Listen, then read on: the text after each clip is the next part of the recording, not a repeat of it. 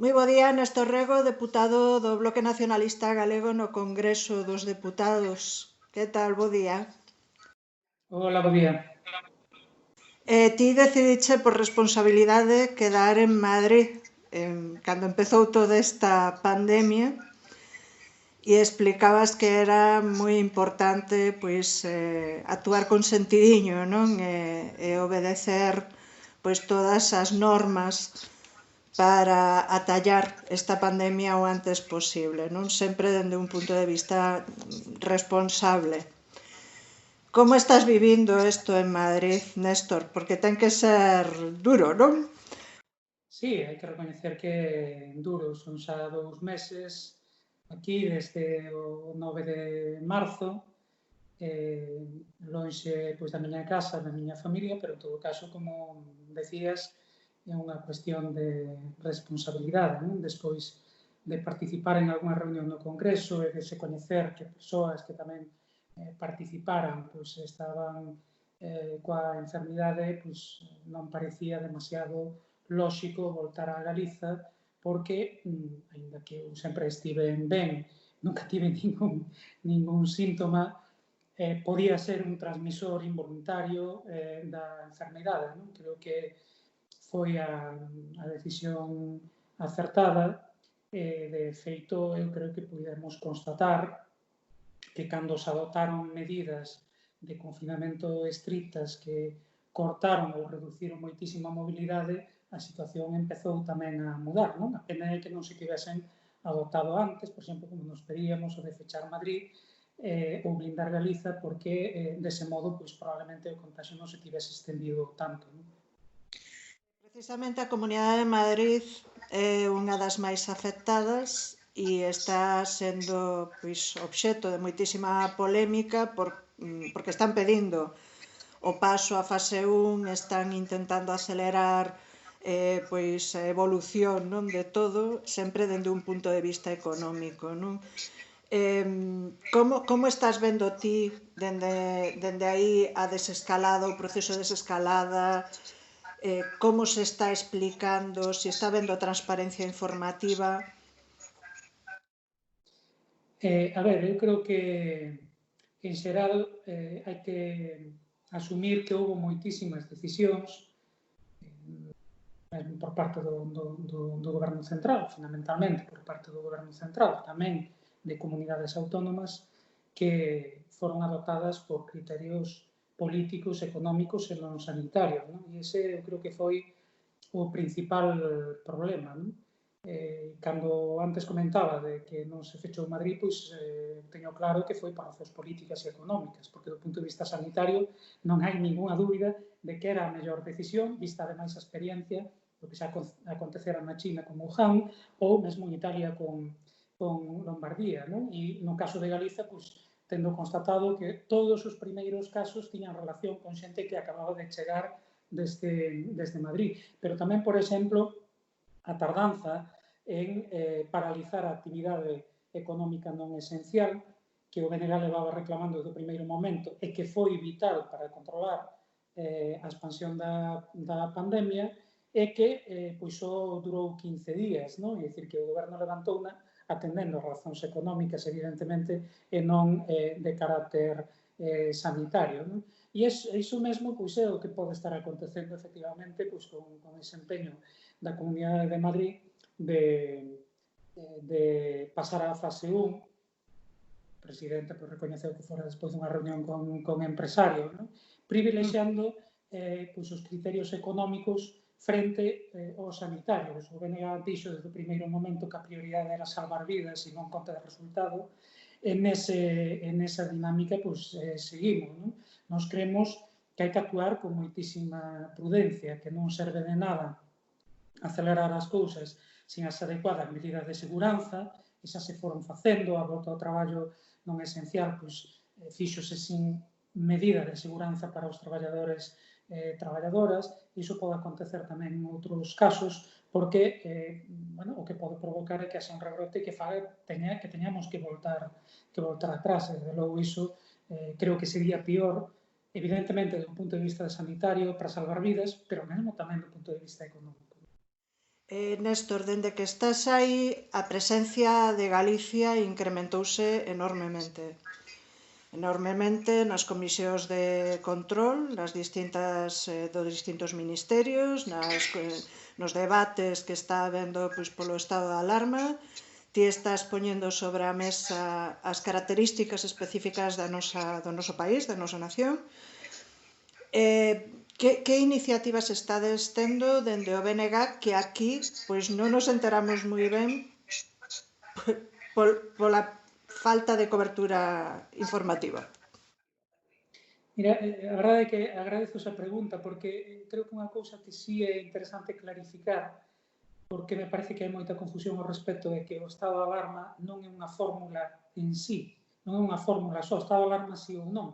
Hai moitas maneiras de facerlo, é dicir, o estado de alarma vai acompañado de medidas concretas que poden ser esas ou poden ser outras. Reparemos que mesmo o estado de alarma non teria por que ser aplicado ao conxunto do Estado español, podría ser aplicada a unha comunidade autónoma, a unha provincia ou a todas as comunidades autónomas menos unha, poder levar aparellado, como foi o caso, pois un proceso de centralización de mando único en Madrid, ou non, e a pesar disso, pois manter, digamos, a capacidade de determinar cuestións de carácter xeral, como o confinamento, etc. Non?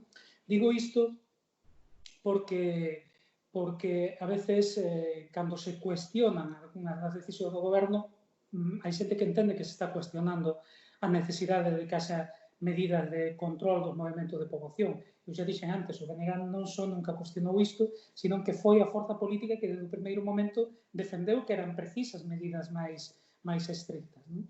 Neste último debate do estado de alarma en que o BNG xa estivo, pois fixo precisamente porque levábamos xa 4 debates do estado de alarma facendo propostas de modificación do contido do estado de alarma que non foron atendidas ou que cando foron foi tardíamente e de forma insuficiente. Por exemplo, unha emenda que nos metemos desde o primeiro momento foi a de paralización da actividade económica non esencial. Sí, O PSOE e Podemos votaron en contra no Congreso. Curiosamente, 3 días despois adoptaban eles esa decisión. Outra das que metemos sistemáticamente foi a de restituir as competencias das comunidades autónomas, porque, insisto, non é preciso, mesmo para garantir que o confinamento se garanta en todo o Estado, pois que se lle usurpen competencias ás comunidades autónomas, por exemplo, en materia sanitaria, cando despois son as comunidades autónomas as que teñen que xestionar os sistemas sanitarios. Porque que, ademais, a xente probablemente non o sabe, pero que o Ministerio de Sanidade non ten experiencia porque non xestiona ningún sistema sanitario. O Ministerio de Sanidade xestiona directamente 2 hospitais, un en Ceuta e outro en Melilla. Esa é toda a experiencia que ten. E, de feito, a centralización, pois, se se facía con intención de demostrar que era o Estado o que nunha situación de emerxencia podía salvar as cousas en tanto as comunidades autónomas son prescindíveis, pois creo que o que se demostrou foi todo o contrario, porque houve máis burocracia, máis lentitude, falta de previsión, moito caos, por exemplo, a hora de comprar, de estocar, de adquirir ou de fabricar materiais básicos como luvas, máscaras, xeles, PCRs, etc. Non? É dicir, demostraron realmente falta de eficacia. E, sobre todo, que era un pouco a base do que nós sempre dixemos, cando se decide en Madrid con criterios uniformes para todo o Estado, non se ten en conta de que a realidade do Estado é moi diversa, de que hai nacións que teñen ou que temos, como no caso de Galiza, características específicas. Eu no último debate puxen un exemplo coa cuestión de como habitamos o noso territorio, non? Do tipo de hábitat disperso, unha medida como esa de que as franxas horarias as determinasen concello de máis de 5.000 ou de menos de 5.000 habitantes, e mire, pero que no caso de Galicia temos un concello de máis de 10.000 habitantes en que ningún núcleo chega nin de longe aos 5.000. Claro, é que temos máis da metade dos núcleos de poboación do Estado español. Entón, coa mesma razón na que un núcleo de 4.000 habitantes en Castela non teñen faixas horarias, pois un núcleo de 4.000 habitantes en Galiza, ou peor aínda, porque de 4.000 até hai poucos, non? Parroquias de 1.000 ou de 500 habitantes, porque non van poder sair a hora que sexa, insisto, con máis seguridade que no caso dese concello de Castela que só ten un núcleo, que ten só 2 núcleos, que é o máis habitual. Non? Bueno, por fortuna, nese caso, o goberno recoñeceu que tiñamos razón e mudou isto, pero moitos outros non está asumindo que efectivamente hai situacións distintas e que era mellor optar por coordenar que por centralizar, que era mellor por optar por establecer criterios xerais que despois cada nación, cada comunidade autónoma, pois aplicase, que pois por decidir todo de Madrid sen contar con ninguén, máis aínda, sen escoitar as forzas políticas que no Congreso viñemos apoiando o estado de alarma, non? Que esa é unha queixa generalizada, non? O último debate, precisamente, as forzas de esquerda, forzas que apoiaron o estado de alarma, que apoiaron tamén, de algún xeito, a investidura de Sánchez, vos criticabades moi duramente isto, non? Ti explicabas no debate as razóns da vosa abstención. É moi curioso porque o señor Núñez Feijóo, ao día seguinte, no Parlamento de Galicia, equiparou a abstención do Partido Popular á abstención do Bloque Nacionalista Galego. Que tes que decir a iso? Porque, bueno, é canto menos cómico. Demagoxia característica de Feixóo non ten evidentemente nada que ver. Creo que o BNG se caracterizou por actuar coa máxima responsabilidade do primeiro momento. Eu destacaba tamén na intervención. Nos entendemos desde o comezo que esta era unha situación excepcional en que a prioridade era salvar vidas e, por tanto, que a confrontación política debía pasar a un segundo plano, non? Con todo, tamén sempre advertimos que o noso apoio non podía ser nunca nin mudo nin acrítico, non? Que tiñamos que dicir as cousas. Pero eu mesmo nese debate enfatizaba que nós, que o BNG, era partidario de que continuase o estado de alarma. Sí. Que o que si creíamos é que podía haber outro estado de alarma e que o goberno tiña que sentarse a falar e a negociar coas forzas políticas da esquerda e soberanistas que o apoiamos na investidura, non? Néstor, desde o principio da vosa presencia en Madrid, o Bloque Nacionalista Galego demostrou ser por negociador. Non? Eu comparo, por exemplo, o peso que ten o PNV, está claro que está logrando sempre para o País Vasco, pero vos entraste xa nesta legislatura unha negociación moi potente na que conseguistes máis cousas que todos os deputados galegos do PSOE, do PP, durante anos. Iso parece que aquí ocasionou así como partido, non? Como comparas a posición do PNV e como ves ti o logro que podería ter o nacionalista galego se tivera 3 diputados que esta enquista que acaba de sair? Sí. A ver, claro, o PNV ten unha posición moi consolidada, goberno no País Vasco, ten un grupo parlamentar con 6 deputados e deputadas e unha experiencia, digamos, de rendibilizar esa posición moi ampla. Ora, tamén é verdade que o BNG ten experiencia de traballo político e de negociación no Congreso, non? Eu quero lembrar que os mellores orzamentos de investimento na historia de Galiza foron no ano 2009 e do ano 2010, por primeira vez por riba de 2.000 millóns de euros como consecuencia pois, de que o BNG con Francisco Jorquera e Lali Davila pois, utilizaron esa posición decisiva para conseguir beneficiar o noso país. Non? E o que aconteceu agora coa investidura foi similar. Efectivamente, eu creo que o acordo do BNG foi un acordo excepcional que non só non conseguiron, como dicías, os diputados das outras forzas políticas nos últimos anos, senón tampouco pois, o presidente da Xunta ao longo de 10 anos, non? O goberno do Partido Popular ao longo de 10 anos. Non? Por que isto é posible? Ben, pois isto depende da posición en que te colocas no Congreso. Non? Se ao final estás aquí para facer o que decida a túa dirección de Madrid ou estás aquí, como no caso do BNG, para obedecer exclusivamente os intereses de Galiza, do povo galego. Non? E esa é a razón por a que foi posible ese acordo. Por certo, quero decir, claro, que neste contexto pois parece que isto quedou un pouco en segundo plano. O acordo está aí, nos cumprimos a nosa parte e esperamos que o Goberno, que o Partido Socialista, cumpra a súa. Porque, ademais, é que entendemos que nesta situación de crise social e económica derivada da crise sanitaria, as medidas que se recollen nese acordo son máis necesarias do que nunca. Non?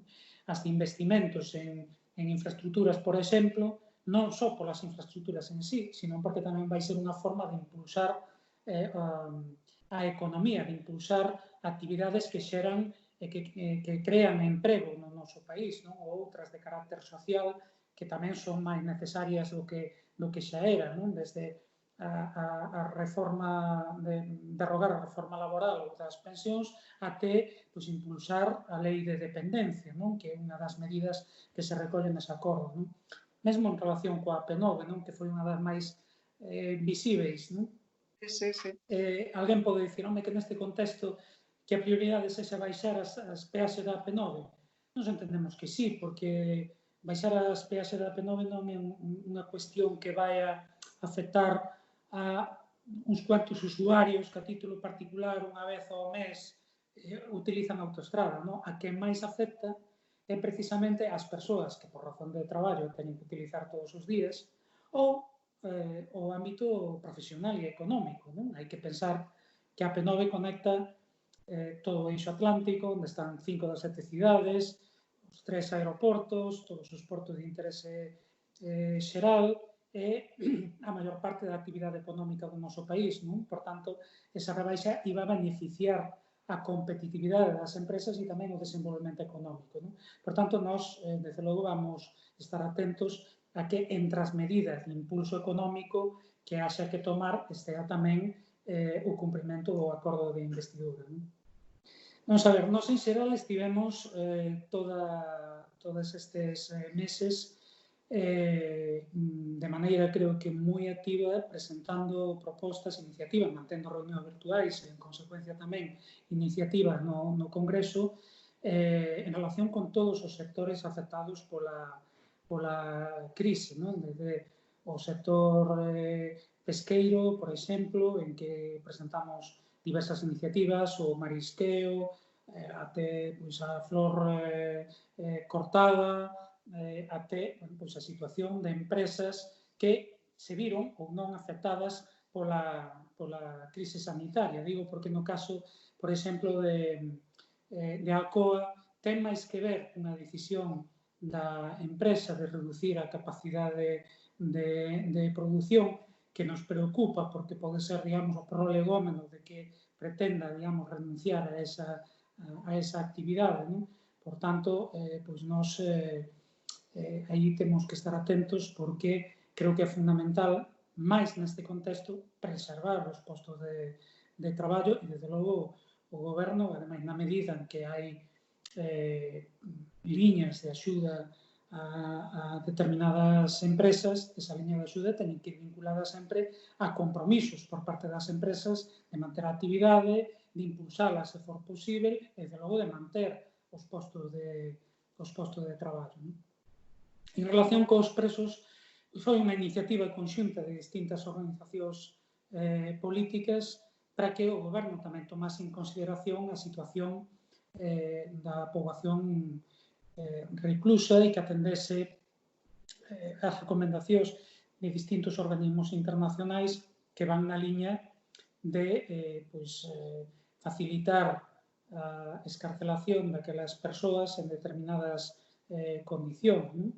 A partir dunha determinada idade, dun determinado grau de cumprimento das condenas ou de circunstancias xa persoais como enfermidade, etc., para evitar que nun contexto tan complicado pois a pandemia poda facer estragos dentro dos cárceres. Non? Parecenos que era unha medida, como digo, lóxica e razoável, atendendo ademais a recomendacións de distintos organismos internacionais ao respecto. Non? Néstor, agora se estaba falando xa sobre a prórroga do mes. Dun mes. A postura do PNG vai ser apoiar esa... Sí, vamos a ver, non sabemos aínda como vai ser esa prórroga ou unha conversa co Partido Socialista, pero aínda sen concretaren eles as condicións desa prórroga, e creo que diso vai depender todo. En todo caso, xa adianto, como dixemos na ocasión anterior, que nós non imos obstaculizar que continue o estado de alarma. Preocúpanos un pouco que se até agora o goberno pois foi por períodos de 15 días, agora de repente queira facelo por un período de un mes, parece que isto responde máis a criterios políticos do que técnicos, do que científicos, parece que responde máis a que na ocasión anterior tiveron algunhas dificultades, e creo que esas dificultades se resolven non prolongando o período, senón dialogando máis, non? É dicir, dialogando, falando e acordando con forzas políticas que podemos facilitar que esa prórroga saia adiante, mas en todo caso eu, sen coñecer o contido concreto, tampouco podo adiantar cal vai ser o sentido de voto do BNG. Si podo adiantar, como dixen, que se entendemos en función de como vayan os datos a evolución, non, do control da epidemia, que é preciso continuar con estas medidas, e a priori parece que sí, desde logo, pois que o imos facilitar sin ningún xénero de dúbida, non? Pois a verdade é que non, eu creo que é bastante evidente que non se dan as condicións, nin debe ser a prioridade, porque debe continuar a ser salvar vidas, nin tampouco parece que se dean as condicións para garantir pois, criterios democráticos de participación, entre outras cousas, estamos falando desa hipótese de que se prorrogue o estado de alarma prácticamente ata o final do mes de xuño, pois afectaría mesmo o desenvolvemento da campaña electoral, non?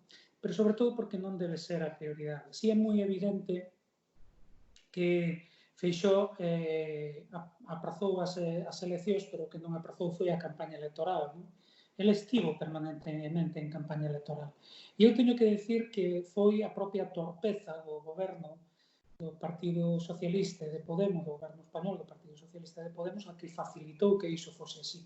Esa centralización en Madrid do mando único deixou a Feixóo nunha posición moi cómoda, porque se a decisión do goberno fose coordenar e Feixóo tivese a responsabilidade de executar, de tomar decisións e tivese nas súas mans o control do operativo contra a pandemia, tiña que actuar tamén con maior responsabilidade, tiña que dedicarse a conseguir eficacia nesa xestión e non podería estar dedicado á propaganda. Como resulta que o goberno central asumiu para si toda a responsabilidade e lle retirou aos gobernos autónomos, Feixóo, como digo, quedou nunha posición máis cómoda. Que fixo? Todo o que resultaba ben era grazas a él. Todo o que saía mal, pois era culpa do goberno de Madrid. Que máis se pode pedir? É que a campaña electoral perfecta. El non foi responsable de nada, salvo do que saiu ben. Non? Con todo, claro, se non houvese o grau de manipulación que houve, porque el, como denunciou BNG, como denunciou Ana Pontón en moitas ocasións, negouse sistemáticamente a comparecer no Parlamento, pero comparecía permanentemente na televisión de Galiza, non? Esa campaña permanente de Feixóo pois resultoulle moi fácil. Digo, con todo, se houvese máis contraste informativo, creo que Feixóo tampouco o tería tan fácil, non? Porque un presidente galego que actuase como tal, con independencia de cales fosen as decisións do goberno español, tiña que tomar a iniciativa. El non pode estar escudándose, por exemplo, en que lle corresponde ao goberno central comprar PCRs ou comprar máscaras para non facelo e que, entre tanto, pois, como aconteceu nas primeiras semanas da crise, o persoal do sistema de saúde estivese en posición de máximo risco sin os equipos de protección individual adecuados para non contaxiarse. É unha absoluta irresponsabilidade por parte de Feixóo, pero xa sabemos que a él isto dalle exactamente igual, non? E como lle dá igual, pois continúa nesa dinámica. Agora parece que o seu objetivo é rendibilizar esa posición cómoda. Eu espero de todas formas que se comete esa irresponsabilidade de convocar as eleccións no mes de xullo, pois tamén a ciudadanía saiba actuar en consecuencia, porque desde logo non é sensato. Néstor Rego, a pesar destas problemas técnicos que temos, conexión, moitísimas grazas polo teu tempo, placer falar contigo, moito ánimo, a ver se pronto podes voltar á terra, polo menos A ver, pois foi un placer tamén para mí, moitísimas grazas a ti. Seguiremos en contacto, que tens que contar. Perfecto. Desde aí, vale? Moi ben. Veña. Veña, adeus.